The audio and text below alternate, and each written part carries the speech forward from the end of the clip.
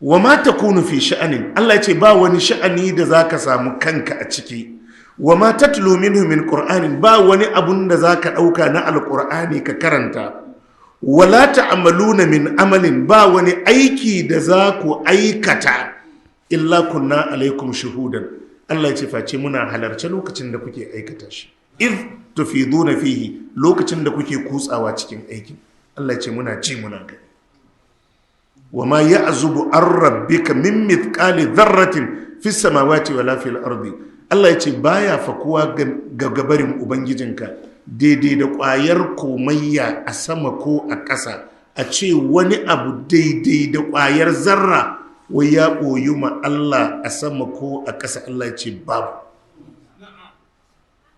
Wala asgara min zalika wala akbar, Allah ya ce kai ko ya kasa ƙwayar zarra ko ya haura ƙwayar zarra illa fi kitabin mubin, face wannan abun yana rubuce a lauhul mahfuz, ba ma fa an san shi ba an rubuta. Kaga ai ba za a rubuta abu ba sai an san shi. Duk motsin da za ka yi, Allah ya ce muna kallon ka. Duk motsin da za ka yi, Allah ya ce muna ji muna kallon ka. Duk motsin da za ka yi, Allah ya ce muna ji muna kallon ka. Wa in tajhar bil qawli fa innahu ya'lamu sirra wa akhfa. Wa in tajhar bil qawli, Allah ya ce in ka daga murya kayi magana, fa innahu ya'lamu sirra wa akfa, Allah ya ce yana sani, domin shi ya san abin da aka tattauna a sirri, kuma ya san abin da ya fi sirri boyuwa. Ai sirri za ku je ku zauna ne ku biyu ko ku uku ku yi magananku. Wataƙila a cikin masallacin nan yadda muke zaune wani zai kara ganga da wani ya gaya mishi wata magana. Kaga wa in tajhar bil qawli, irin maganan da nake yi ai kowa na ji a cikin masallaci. Asirru kuma shine wani ya dan matsa kusa da dan uwansa ya gaya mishi magana, kaga saura ba su ji. Allah ya ce to banda wannan abin da shi kansa ya tattauna a ransa, Allah ya ce na sani.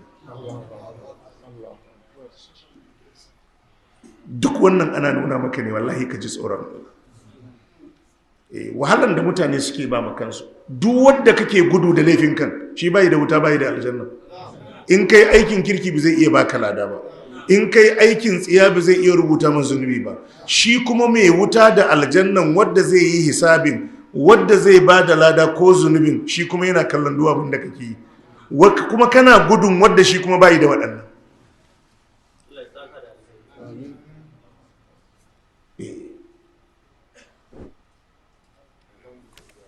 Amin, amin, amin. Ina jin suratul ra'd ne yake cewa sawa'un minkum man asarra al-qawla wa man jahara bihi wa man huwa mustakhfin bil-layli wa saribun bin-nahar. Allah yace sawa'un minkum man asarra al-qawla wa man jahara bihi. Allah yace daidai ne ni a wajena. A ce an yi wani abu wane ya sani bai sani ba, an yi wani labaru ka ce wane ni ban ji ba, a'a wane ne ya ji. Allah ce duk a wajen ku ne. Sawa'un minkum man asarra alqawla wa man jahara bihi. Allah ce daidai ne a tsakaninku wanda ya sirranta maganansa wa man jahara bihi da wanda ya bayyana. Allah ce ni abuna ɗaya ne. Wanda yayi a sirrance da wadda ya daga murya, Allah ce ni a gona daidai suke. Wa man huwa mustakfin bil laili, da wadda sai da dare ya tsala ya ja kafa ya je ya aikata laifinsa, wa saribun bin nahar, da wadda sai da gari ya waye ya je bakin titi yayi. Allah ce ni duk ɗaya ne a gona. Kai ya sa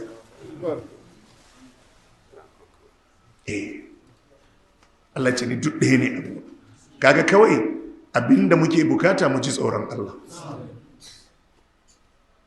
mu ji tsoron Allah. Abinda muke bukata mu ji tsoron Allah. Allah ce to duk abin da kake ciki, duk abin da kake ciki, Allah ce muna sane da shi. Duk abin da kake ciki muna sane da shi. Idh yatalaqqal mutalaqiyani, lokacin da masu haduwa biyu suka hadu, anil yamini wa anil shimali qa'id. Allah ce hagu da dama suna dakon me da ka aikata. ma yalfizu min qawlin ba abinda zai furta na furuci illa ladaihi rakibun atid face a jikin wannan furucin Allah ya ce akwai rakibun atid.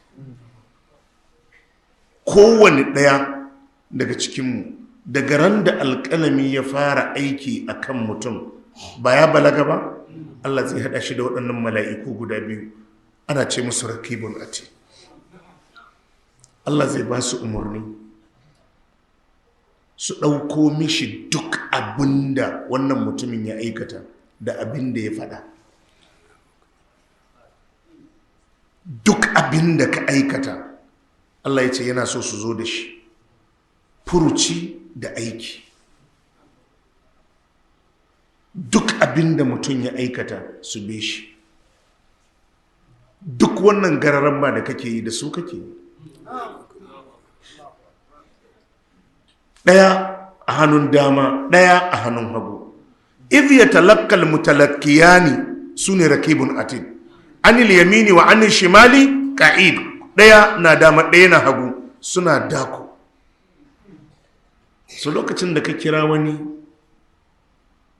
kuke wata tattaunawa a tsakaninku, suna nan suna rubuta tattaunawa.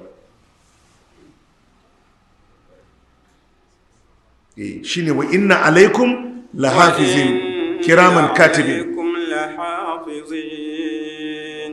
kiraman katibin ya'lamuna ma taf'alun. Wa inna alaikum lahafizin, Allah ya ce a kanku, ma'ana tattare da ku akwai masu kiyaye aikinku. Wa inna alaikum lahafizin kiraman katibin, Allah ce masu daraja ne, marubuta. Ya'lamuna ma taf'alun, suna sanar da duk abin da kuke yi. Kaga wannan ai kamar jan kunne. Duk abin da kake yi suna rubuta. So ka ɗauki wayarka za ka yi transaction, danne-dannen da kake duka suna rubutawa. Ka tura suna rubutawa. Domin annabi ya ce kuɗi ta inda ka same su da inda ka kashe su, su ma duka za a tambaye ka ranar alkiyama. Saboda ka kuɗin da ka tura ma wacce ranar lahira, Allah zai tambaye ka kuɗin me. Ita kuma da ta yi receiving za a tambaye ta kuɗin me aka turo miki. Don Allah za a tambaya ko bara a tambaya? Da a tambaya. Idan cin hanci aka baka, Allah zai tambaye ka, ce ma kuɗin me aka baka.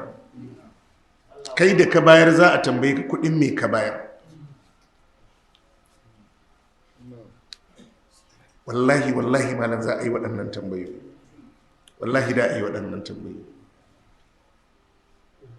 Min aina tasabahu wa fi ma anfaqa.